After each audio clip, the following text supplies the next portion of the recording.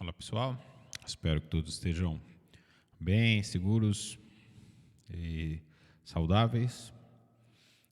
Esse vídeo é um material complementar referente ao conteúdo de 18 de junho de 2020, onde aqui eu faço só alguns comentários a respeito do conteúdo que vai ser desenvolvido, sendo que o material principal vai estar nas referências e no PDF que é disponibilizado lá no Google Classroom.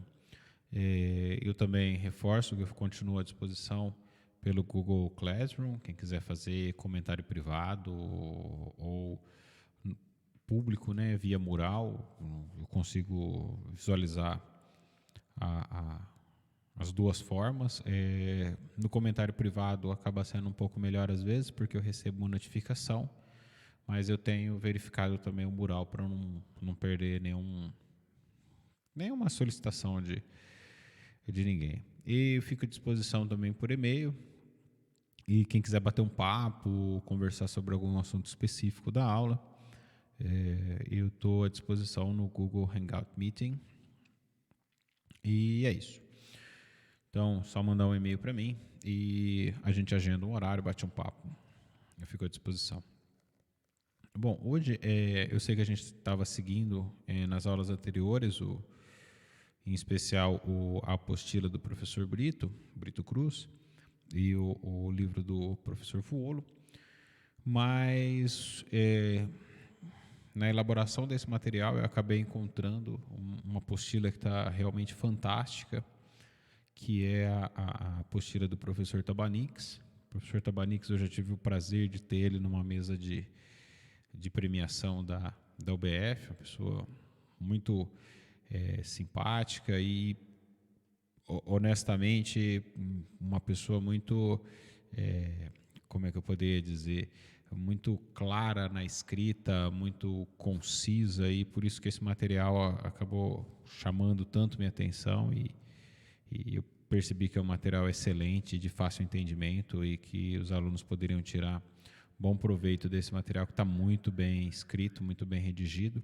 Então, por isso eu vou acabar extraindo basicamente alguns conteúdos, né, algumas informações que eu entendo como mais importantes, sendo que eu recomendo que leiam a apostila do professor Tabanix, porque está muito completa. Bom, antes de a gente começar também, eu queria fazer alguns comentários iniciais. Em geral, hoje a gente vai tratar a questão de algarismo significativo, e isso leva a gente a ter um entendimento, ou precisar ter um entendimento em relação ao ponto decimal. As informações que eu estou tirando aqui é de um livro em inglês, está disponível na internet, o PDF.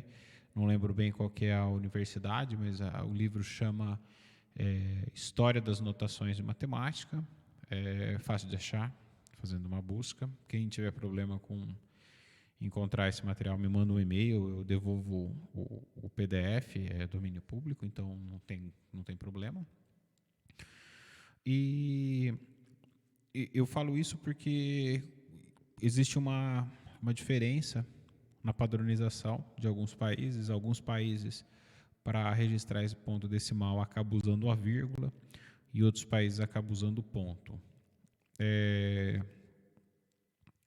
Como a gente vai ver aqui no Brasil, a gente acaba usando a vírgula. E, todavia, o computador que eu tenho usado para gravar as aulas é o meu computador pessoal, que é o computador que eu gosto também de trabalhar com as questões de pesquisa. E como no passado eu acabei tendo um problema, porque eu trabalho com programação e tudo mais, e programação para fazer simulações, né? E no passado eu tive um problema com essa coisa de ponto e de vírgula, porque existe um entendimento diferenciado, e por isso eu acabei colocando todo o meu sistema operacional e todas as coisas no padrão americano, porque é o padrão que a gente acaba utilizando, é o padrão inglês, né, que a gente acaba utilizando na área científica, né, para publicação de material internacional, que em geral, as revistas internacionais são meu alvo. Então eu vou contar um pouquinho de como essas coisas aconteceram e já justificar caso tenha aparecido alguma atividade que deveria ter aparecido vírgula e apareceu ponto, é simplesmente por causa dessa questão de compatibilidade do meu sistema operacional. Mas eu fico à disposição para esclarecer onde foi e, infelizmente, é uma limitação que eu tenho e que, basicamente, eu gostaria que existisse no futuro uma padronização para todos. Seria muito bom. Então, quando a gente emprega um número não inteiro, né, a hora que a gente começou a empregar números não inteiros na história da matemática, a gente precisou representar corretamente. E uma das formas de números não inteiros é aquela que emprega o ponto decimal, que é aquele número com vírgula, né, para a gente. Nem sempre foi assim, né? No início do século XVII, só que a gente conseguiu ter uma convergência e essa convergência migrou em alguns países para o ponto, em outros países para a vírgula. Então, na Alemanha, como sugestão do Leibniz, foi usado o ponto para representar a operação matemática de multiplicação. Até hoje a gente acaba usando isso, né? Coloca lá F é igual a MA, a gente em geral coloca F é igual a M ponto A, né? E em vez de colocar o X, né? O símbolo, aquele símbolo de vezes que a gente aprende no ciclo básico. E isso foi uma ideia, né, do Leibniz, claro, aquelas ideias de conseguir escrever de maneira mais rápida e tudo mais, facilitar a anotação na hora da realização dos cálculos. E então, nesse caso, foi sugerido e adotado, né, a vírgula para expressar os números decimais. Já no Reino Unido e, por consequência, mais tarde nos Estados Unidos, eles optaram pelo símbolo de o xizinho, né, parecido com o X, que é esse símbolo que está aqui, para a operação de multiplicação, e então o ponto foi usado para expressar números decimais. E atualmente, nos Estados Unidos, o que a gente tem, não basicamente nos Estados Unidos, mas nos países de cultura inglesa, né, eles acabam usando a vírgula para representar a milhar. Isso acaba gerando uma confusão. Foi a confusão que eu tive no meu computador, né? Na época eu preparava o conteúdo com vírgula e rodava num computador que estava padronizado com ponto e acabava gerando. Então, por exemplo, se eu tinha 1,5, a hora que caía num computador com a notação americana, isso ia para 1.500 e isso era um problema para os cálculos. Então, no Brasil, a gente adota o que foi sugerido por Leibniz.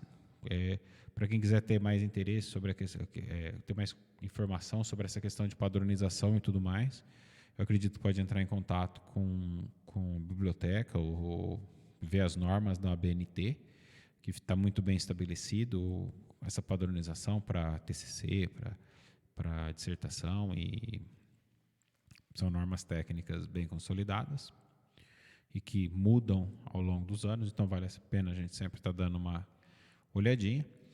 E então, nesse exemplo, a gente acaba vendo aqui o que deve ser a convenção inglesa e a convenção brasileira, né? Então, aqui a gente usa a vírgula para casa da milhar e o ponto, né, para indicar o ponto decimal. E no Brasil, a gente acaba usando a vírgula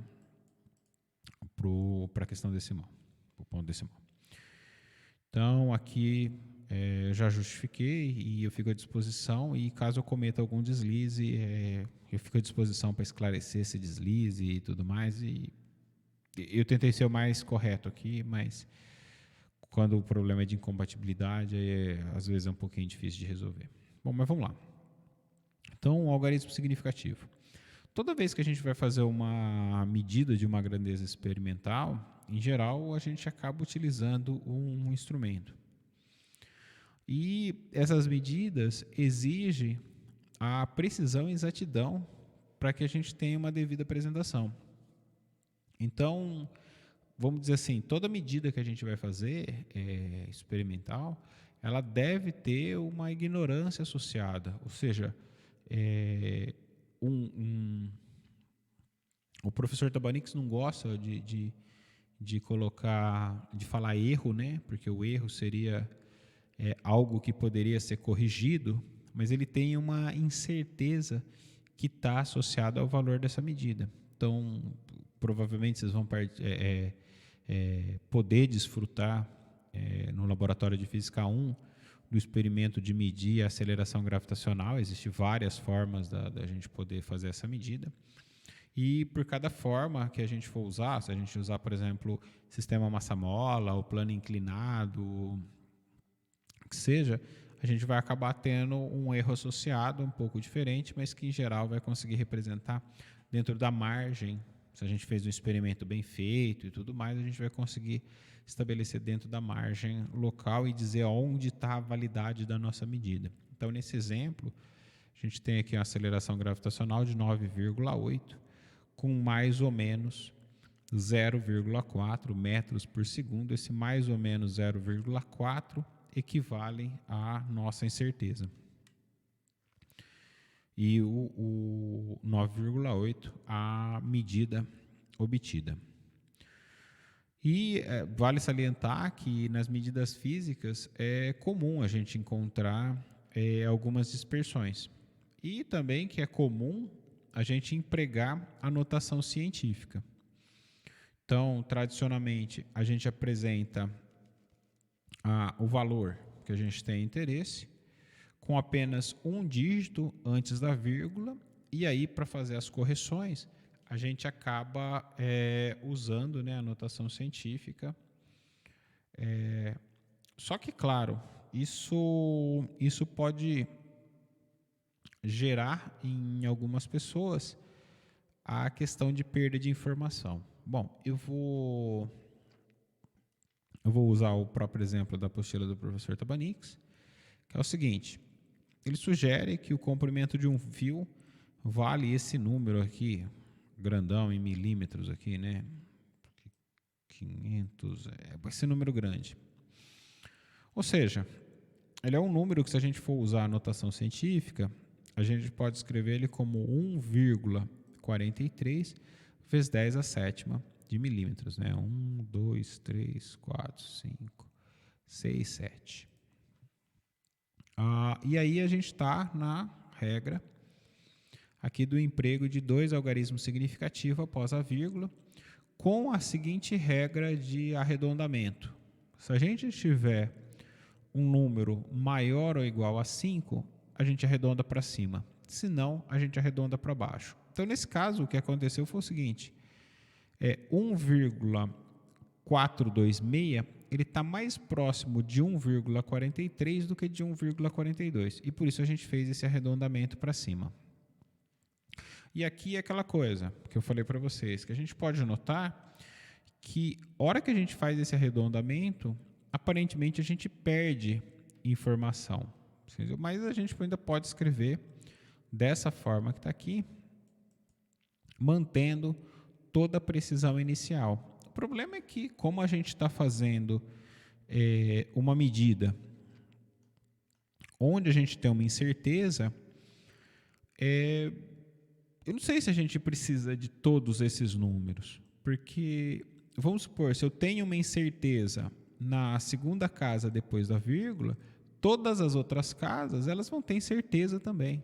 Então, no fundo, o algarismo significativo ele vai ser a ferramenta que a gente vai acabar utilizando aqui para expressar nossa incerteza e falar para a pessoa que está lendo o nosso trabalho até onde que a gente garante que aquele valor é aquele valor mesmo e onde que a gente começa a ter dúvidas em relação àquele valor. Então, a gente pode definir o algarismo significativo, né,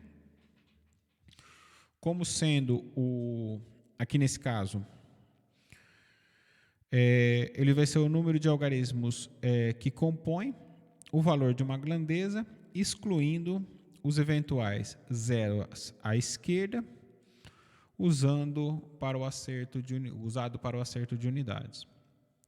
Então, aqui, só para a gente ilustrar essa brincadeira, a 0 à direita são significativos, zeros à esquerda não são significativos. E se eu fosse olhar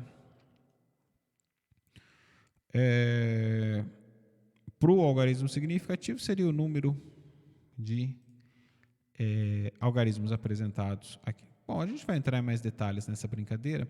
Antes da gente consolidar essa ideia, vamos pegar e vamos tratar um exemplo, porque, claro, se eu falei para vocês que existe uma incerteza na medida, é claro que vocês vão se perguntar nesse momento, mas e aí, quantos significativos eu devo escolher? Porque se eu usar essa regra aqui e pegar esse número inteiro aqui, eu vou ter 1, 2, 3, 4, 5, 6, 7, 8 significativos, né?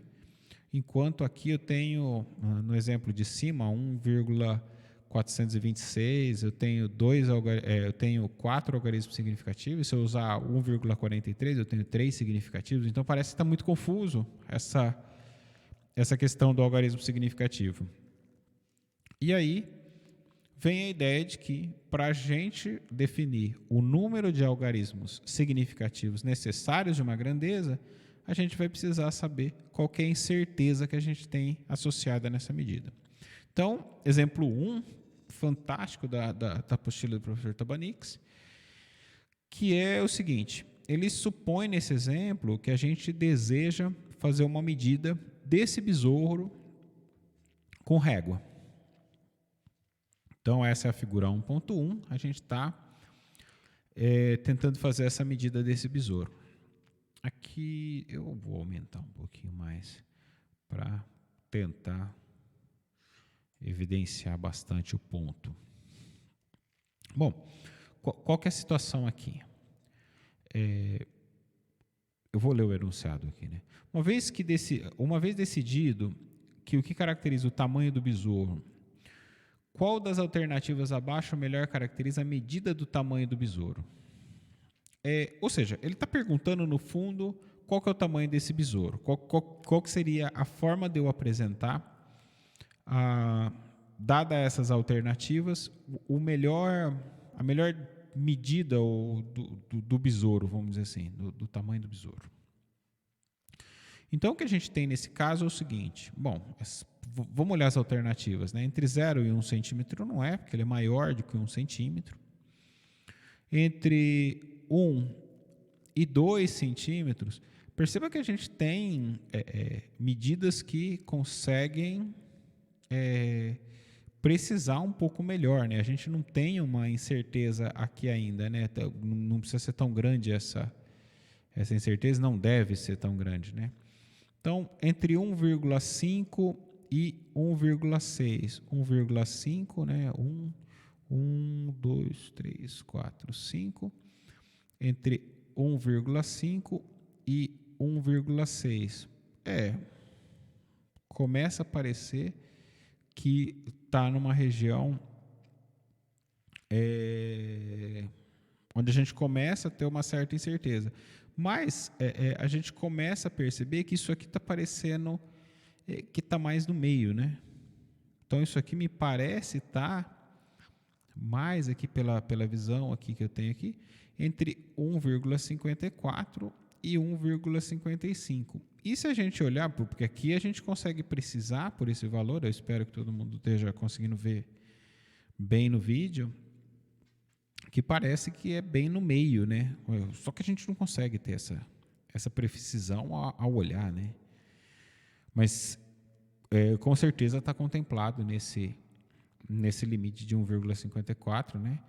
E 1,56 centímetros, visualmente falando. E aparentemente a gente não tem essa. Percebe que a nossa incerteza está nesse número aqui, né? Nesse 1,54, 1,56, aqui está a nossa incerteza. Então não adianta, se a gente já não tem certeza nessa casa, na casa seguinte a gente tem menos certeza ainda, né? Então, nesse caso, a medida que melhor caracteriza o tamanho do besouro deve ser a resposta D, né? E aí vem a regrinha, né? O algarismo significativo mais à direita de um número deve ser sempre o que é duvidoso. Aqui, por exemplo, a gente não tem dúvida que o besouro tem 1,5, né? A gente consegue ver claramente essa medida e consegue ver claramente essa medida aqui. A nossa incerteza ela está aqui nesse meio. E que aqui não é, a gente não consegue precisar se vale 1,54, 1,55, né, ou 1,56, porque a gente está aqui nessas subdivisões. Claro, gente, aqui vale ressaltar que para diferentes medidas existem diferentes instrumentos que a gente vai acabar utilizando. E por isso que eu compartilhei há algum tempo com vocês alguns vídeos do Telecurso 2000, onde é discutido a questão do uso do paquímetro, do uso do micrômetro, que em geral naquela aula é bem importante para o curso de mecânica, né, para o desenvolvimento de peças e tudo mais, porque uma peça de um motor ou alguma coisa assim, ela exige essa precisão para um bom funcionamento.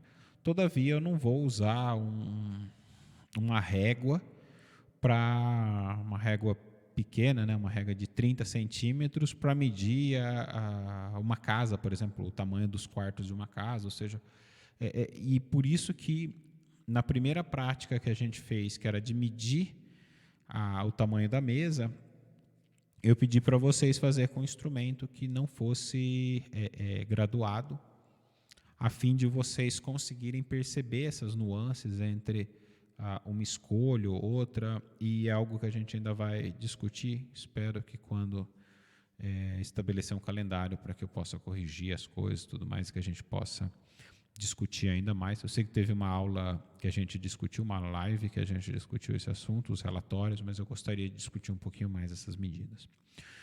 Bom, então vamos seguir. Tem um outro exemplo, que é aqui qual é o diâmetro da moeda dessa figura aqui, né? Aqui a gente já começa a ficar um pouco mais na dúvida, né? Porque a gente não consegue, parece que está bem aqui no começo, mas de novo a gente tem problema aqui para precisar dentro desse intervalo, né, entre os traços da medida. E por isso que a gente acaba usando como a incerteza a metade da menor divisão, né? Então aqui seria 1,90. A gente acredita que aqui isso aqui deve estar em torno de 2 ou 3, alguma coisa assim, mas no 2 a gente já pode arredondar para 3 aqui, né? E a nossa medida vai ser mais ou menos 0,05 centímetros.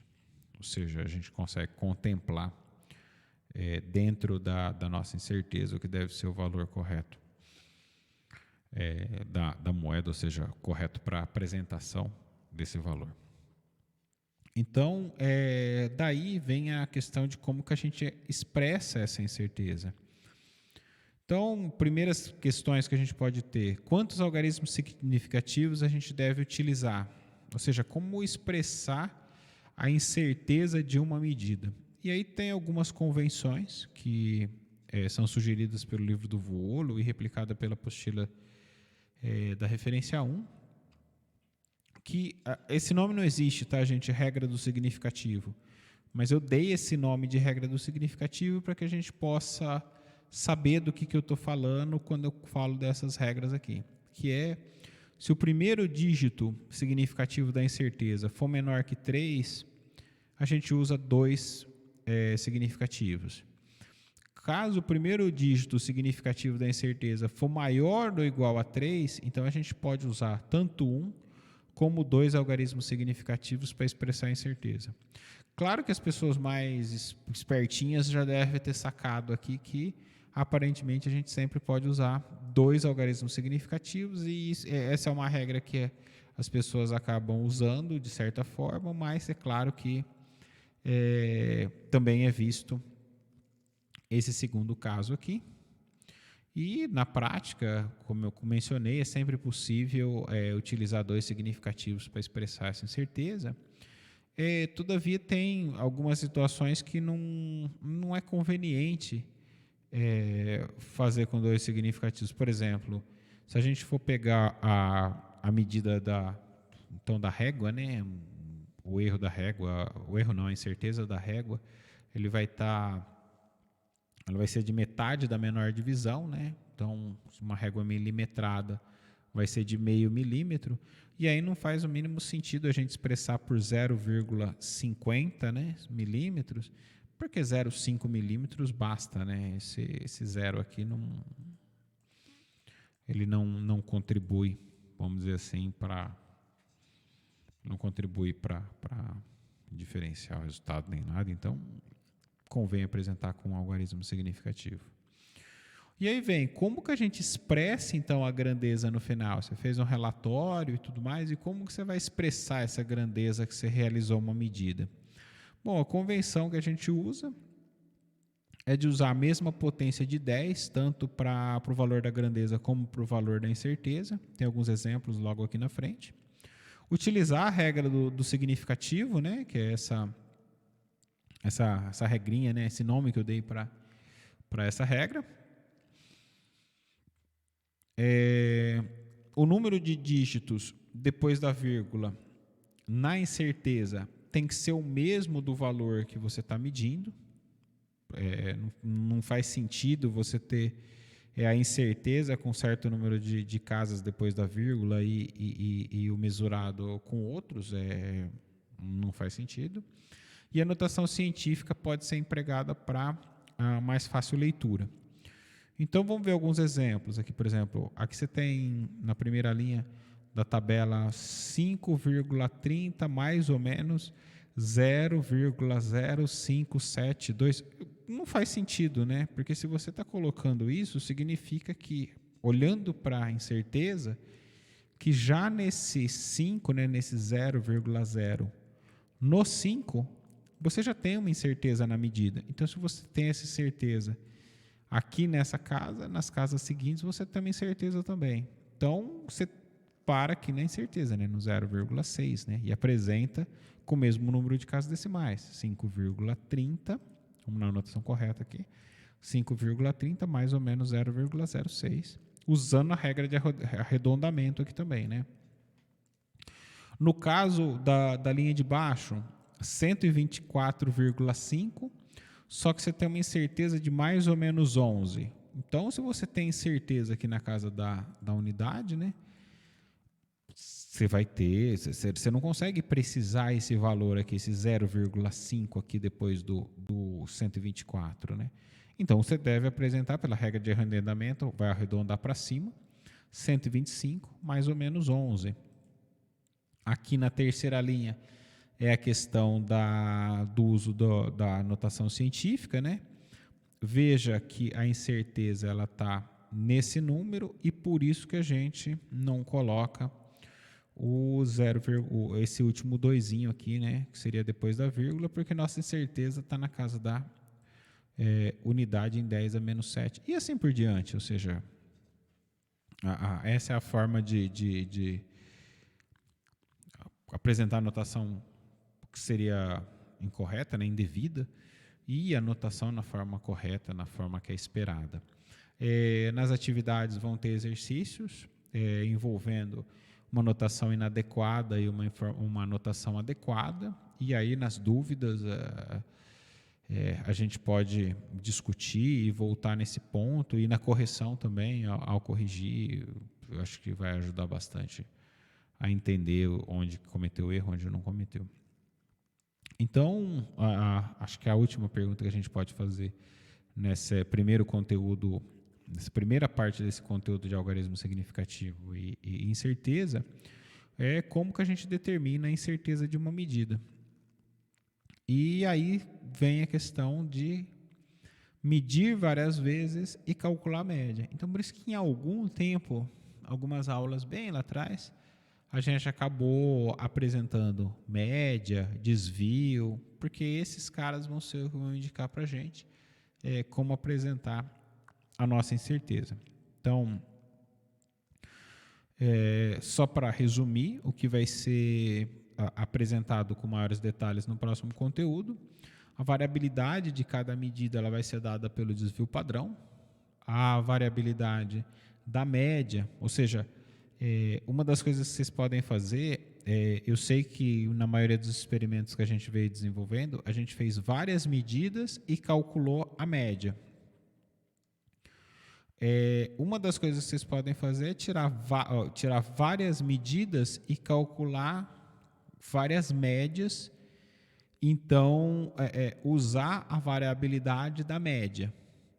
Ou seja, quando você usa a variabilidade da medida, você vai usar desvio padrão. Quando você usa a variabilidade da média, você vai calcular o desvio padrão da média. E assim, isso leva a eu apresentar rapidamente aqui o que são as definições que a gente acabou apresentando há muito tempo, que é da média de uma amostra com N variáveis, né, a própria definição da média, né, a soma pelo número de amostras, né, de medidas aqui, a gente chamou de M. O desvio padrão de uma amostra, né, a raiz de 1 sobre N menos 1 do somatório do desvio quadrado em relação à média, da medida atual. Teve algumas tabelas, alguns exercícios, não me lembro se foi na atividade 3 ou na atividade 4, onde foi solicitado fazer essa medida. E talvez o que possa ser novidade aqui é o desvio padrão da média com N valores, né? Que é onde a gente calcula esse desvio padrão da média. Aqui com o detalhe que entra o N aqui, né? E a gente vai fazer esses desvios. Então, no fundo, o que a gente tem é o próprio desvio padrão de uma amostra dividido pela raiz do número de do número de valores que a gente tem. Bom, eu encerro por aqui. Espero que todos tenham conseguido entender as ideias gerais e tudo mais. E no próximo conteúdo a gente avança. Próximo conteúdo, essa penúltima aula. Próximo conteúdo, última aula, integrando as 60, ou que seria equivalente às 30 horas de curso, né? Que ficam estabelecidas com as atividades e o estudo do material e da realização das atividades. Bom, nos falamos em breve, eu fico à disposição. Um abraço para todo mundo.